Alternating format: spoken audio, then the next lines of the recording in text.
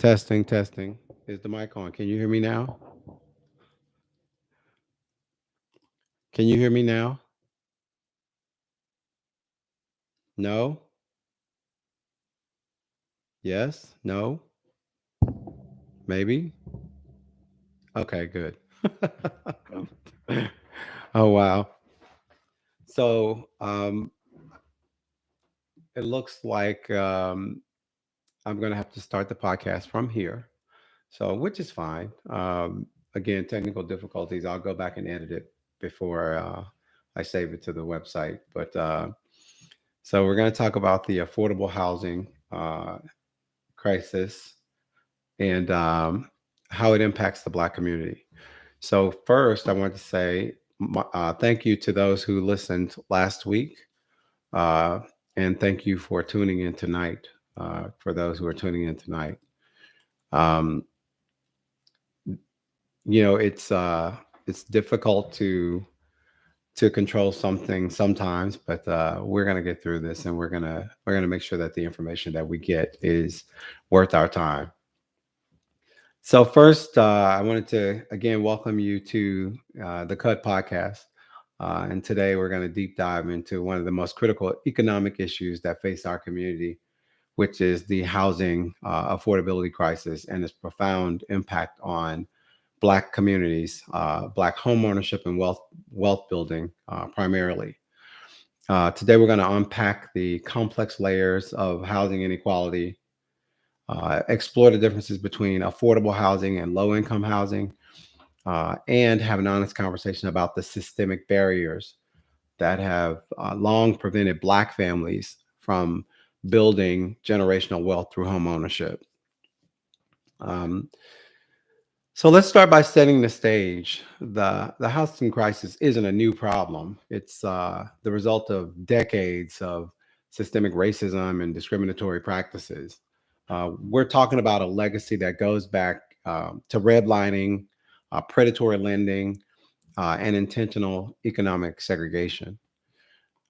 There are a few key historical touch points I'll bring up, and that's in the 1930s, immediately after the Great Depression, the FHA or Federal Housing Administration policies that explicitly denied loans to Black families. Um, then you had um, then you had um, the blockbusting and white flight in the mid 20th century, the 50s, 1950s. Then you had the 2008 financial crisis, which disproportionately devastated Black homeowners, again because of predatory lending, adjustable rate mortgages or ARMs. They are sometimes referred to, and losses from 401ks that corporations gambled with. The numbers are stark, and while the median white family has generational wealth of around $188,000, the median Black family has just $24,000. And a significant portion of that disparity stems directly from home ownership and housing inequality. So the first bullet we want to talk about is affordable housing versus low income housing. What's the difference? We hear both terms a lot, and to be very honest, a lot of times they're used out of context or people just don't understand what's being spoken about. And let's be clear, some terminology often gets conflated. There's a critical difference between affordable housing and low income housing. Affordable housing is typically defined as housing where residents pay no more than 30% of their income. It can be market rate, or it can be subsidized, and it serves a broader range of income levels. So you don't have to be poor to have affordable housing. Often it includes workforce housing for like teachers or nurses or service workers, whereas low income housing has some action, is for where it's specifically targeted for individuals with families below a certain threshold, income threshold. It's also heavily subsidized, vouchers, for instance.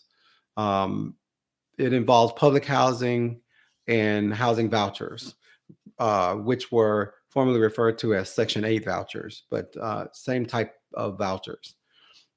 More limited in scope and availability, for instance. So, what's the key distinction? Affordable housing is about creating sustainable housing options across income spectrums, while low income housing is more targeted intervention, a targeted intervention for those at the bottom of the economic ladder. So then you have to think about community impact. And what is the analysis when you talk about community impact? I'm sure you've all heard the NIMBY term, which is not in my backyard. And it used to be, that used to be kind of reserved for wealthier neighborhoods, but now we're seeing that more so in Black communities as well. So this is where it gets really interesting. When affordable housing increases in Black communities versus wealthy white communities, we see dramatically different outcomes. Uh, in Black communities, it's often viewed with suspicion due to historical displacement. It can trigger gentrification concerns. It can lead to increased property values that push out long term residents. And this is affordable housing we're talking about. And there's a potential for community disruption. And we can talk about why it is in the Black communities that it's often viewed with suspicion due to historical displacement. When you think about it, and this is why it's important to know the difference between affordable versus low income, or versus low income housing. Affordable housing actually is a good thing in communities overall. The fear in Black communities is, if the affordable housing comes at a market value that is less than the market average rate of home sales in the community, it potentially can bring down the property value versus bringing it up. And that is one of the concerns that we have in some areas in the south side of Chicago, for instance. Um, Affordable housing can also trigger gentrification concerns. Whenever they start putting affordable housing in, you know that they're trying to increase the taxes and the cost of homes in the area, which again drives out the people who've been here for long periods of time. But it also, after a while, will start to make the prices so high that even the taxes are too high for people to pay them. In wealthy white communities, it's often met with the "not in my backyard" sentiment. It tends to maintain existing economic segregation. So, in other words, even the affordable housing in those communities tend to go to white people who can afford them, not Black people. There's a lower likelihood of comprehensive community infrastructure development. So, in other words, when affordable housing is put into a mature white community, it's not to drive economic growth in that community. It's usually just to make sure that people who make a certain amount of money can still survive or thrive there. So there is a difference. There are pros and cons of home ownership, especially in Black communities. The pros is potential for building generational wealth, which we established is a great thing for in the Black community. Community stability. So affordable housing in or home ownership, owning the affordable housing allows us to have a little bit more stability in the community. The tax benefits associated with owning a home is good. Personal asset appreciation. So in other words, there's this theory that if you own something, you take better care of it, and that is potentially true. Um, So yeah, it's a perception that's wide. um, and then there's a sense of security and belonging in owning a home, but it also comes with the stress of having to make sure that you make that payment. So now we're talking about the cons. So the cons is there's a higher risk of predatory lending associated with these affordable housing, because now if they know that they can offer those homes to someone who makes a little bit less money, or if it's at the 30% of their income, then they know that potentially if something happens um, that it's an easy sale, but the people may not maintain it, which was uh, which was a big deal back in 2008 during the economic crisis. You also have to think about the lower property value appreciation compared to white neighborhoods. So, in other words, it's affordable housing. So, again, if you, for instance, have a neighborhood where the homes are median $450 to $5,000 um, on a sale, and then you bring in affordable housing that is only in the $200,000 range, then you've already kind of brought down the property values or the market value for all the other properties in the neighborhood. And then there are higher maintenance costs associated with owning a home than there are renting an apartment. And you're more vulnerable to economic downturns. Again, like I mentioned in 2008, the financial crisis caused a lot of people to lose their homes, and that's what this is. So, watching the market for every time there's a market crisis can actually damage a neighborhood just as much as the affordable housing can help it. And then the persistent appraisal bias. So, in other words, even though the house was affordable, or the person who purchased the house got it at a rate that was affordable, the next time the house is appraised, it may be appraised at a lower value because of who is in the house. So that's usually what the problem is in Black communities, especially. So now we have a call to action, and what can we do? So policy matters. And MJ, Melissa, I know that you are very active and engaged there in New York with driving policy. So that's something that I really support you and your efforts there, and I really appreciate that. Community organizing matters. Policy matters. Individual and collective economic empowerment matter. So, what does that mean? That means taking actionable steps. Support your local housing equity initiatives. However, make certain your area has not been targeted for gentrification.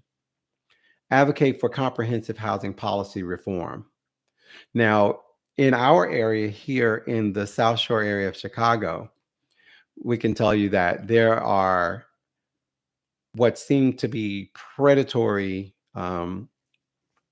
opportunities, quote unquote, opportunities that come along pretty often. The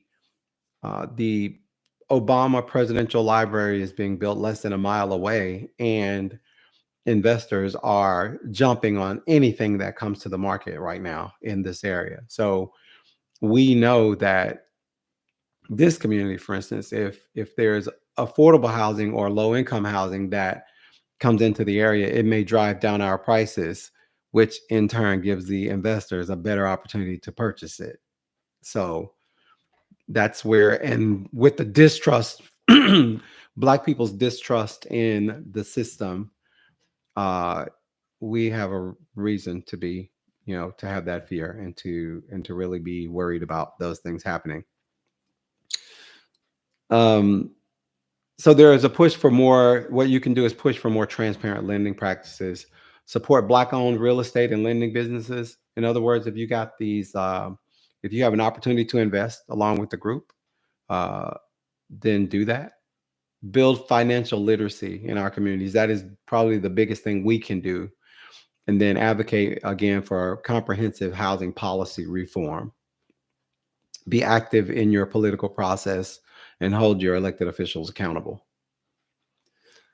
So, with those things said, the housing affordability crisis isn't just about numbers. It's about human dignity, generational potential, and the fundamental right to stable housing. We've got work to do, and it starts with understanding the problem, supporting each other, and demand systemic change. Again, hold your political electeds accountable. So, I've developed a comprehensive Q&A document that provides deep, nuanced insights into racial equity and home ownership. And the questions are designed to provide some historical context, explain current challenges, offer practical guidance, and highlight both obstacles and opportunities. What I will do is I will post these 10 questions both here on the YouTube channel, and also I'll post them on my Facebook page. Um, I'll go ahead and put the cheat sheet there, which is the answers to the questions, as well as far as I think are the answers in bullet point fashion, so that you can actually maybe cover up the question, ask yourself the question, and then cover up the answers rather. Ask yourself the question, and then see if the answers that I put are the same answers you were thinking or considering. So I know that we're about 20 minutes in, and now we can open up the Q&A session. And what I'll do is I'll go ahead and ask a couple of the questions, and maybe we can get some answers here. Looks like I got Tony and Melissa on. Who else is online? It says I have 3 people who are viewing. Is there anyone else? Or maybe you're unable to actually type in at this point. But I guess the first question that I was going to ask is, how did historical policies like redlining actually impact Black home ownership? Are you familiar with redlining? Do you know what that means? That means the drawing or drafting of maps in neighborhoods so that you literally keep out Black people. And the dictionary definition of redlining is: redlining was a discriminatory practice where government created maps, coded neighborhoods, systemically denying mortgage loans and insurance to Black communities. It wasn't just discrimination, it was a deliberate economic strategy that prevented Black families from purchasing homes in certain areas, dramatically reduced property value in Black neighborhoods, and created generational wealth gaps that persist to this day. It also concentrated poverty in specific communities and limited access to quality schools, healthcare, and economic opportunities. So, something that I wanted to talk to. Hi, Monica. Thank you for being on board today. Uh, One of the things I wanted to talk to is about where it talks about limited access to quality schools, healthcare, and economic opportunities. So, I wanted to bring that up because quality is um, that's relative. I think these days people tend to think that because something is expensive, that it's quality. I hear that often when we're talking about universities, colleges and universities. And it is in my own belief that you can get probably a more quality education from going to an HBCU than you can from any of your Ivy League institutions. So um, I say that to say, don't think that just because Ivy League institutions cost, hundreds of thousands of dollars to attend, or that because everyone is trying to get there, that they're a more quality education, because I don't believe that at all. I think that a lot of times learning from us gives us a better connection to who we are as Black people. So I am all for the HBCU experience, and I think that the level of education at an HBCU is just as uh, high quality, as much high quality, or even more, um, quality than paying money that's going to put you in debt for the rest of your life. So just a point for me. Okay, and so I noticed we're at 23 minutes, and a little over 23 minutes for this particular broadcast. The next question I had is: are redlining and similar discriminatory practices truly over? Of course, we know the answer to that. No, it's not. While explicit redlining is illegal, its effects continue through more subtle mechanisms like ongoing appraisal bias and consistently undervalues homes in Black neighborhoods. We've seen that on numerous, television shows where everybody seems surprised that an appraiser came in and appraised a home lower because Black families photos were in the house than they did when white friend stayed at the house and all the pictures were removed. So we know that to be a fact, that that still continues today. Um, Also, lending practices that still disproportionately deny mortgages to Black applicants, still a thing. Persistent residential segregation. So, again, why is it that you can talk about the percentage of white residents in Lincoln Park and the percentage of Black residents in South Shore? There's a reason for that. It didn't just happen on its own. It happened because of systemic practices that were put into place. Continued economic disparities from decades of wealth suppression. Again, zero loans or zero interest loans were given to white people um, after the Great Depression, whereas they were denied to Black people. And generational wealth over time, the value of those homes has increased significantly over time.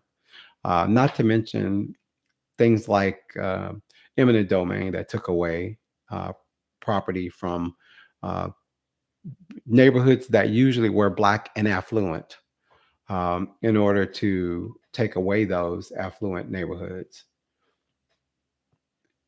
It sounds good, Tony. So would I. Um, Attend an HBCU. But so again, that was two of the questions that I had, and those two questions were based on the historic barriers and systemic racism. The questions that I will post on my page are more about the current economic challenges, policies and solutions, um, deeper economic implications, and emerging opportunities. We're going to talk about, are there any positive developments in Black home ownership? Yes, there's a number of Black construction companies that are popping up on the scene. The access to capital is getting better. It's still the number one barrier, but it's getting better. And lastly, what role can allies play in addressing housing inequity?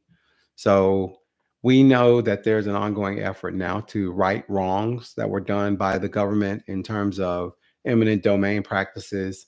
Um, I was a part of a process myself where the uh, gas, I can't remember the name of the district in Florida, gas, I think it was gas plant district in St. Petersburg, where eminent domain tore apart a Black neighborhood, a thriving Black neighborhood, and to build a freeway that goes to nowhere. And now they've they have an effort ongoing that's a major development that has an intentional equity piece that's supposed to try and make it right with some of the families who lost their homes due to um, that eminent domain process that took place years and years ago.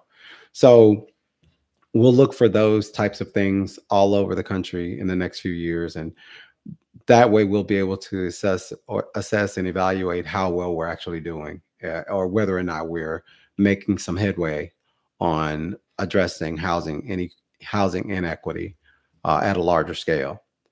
So with that said, today, again, I thank you all for being here. Melissa, I agree with you totally. Before I go, I agree with you totally that we don't have the personal relationships with the banking system personnel. However, I did see an article this morning about, I think it was the 7 or 8 wealthiest Black owned banks that I would definitely recommend checking out, looking at them, seeing what type of services they offer, and potentially partnering with them. Um, so again, the affordability crisis isn't just about numbers. It's about human dignity. It's about giving people an opportunity to create generational wealth for themselves and for their families for the long term. And we do still have work to do. And hopefully, with conversations like this and with the things that you'll speak out in your communities, we will make some headway. I think it's about learning and it's about sharing. And the more we talk, the more we learn, and the more we care, the better the outcomes will be. So until next time, stay informed, stay engaged and keep pushing for economic justice. Have a good evening and thank you.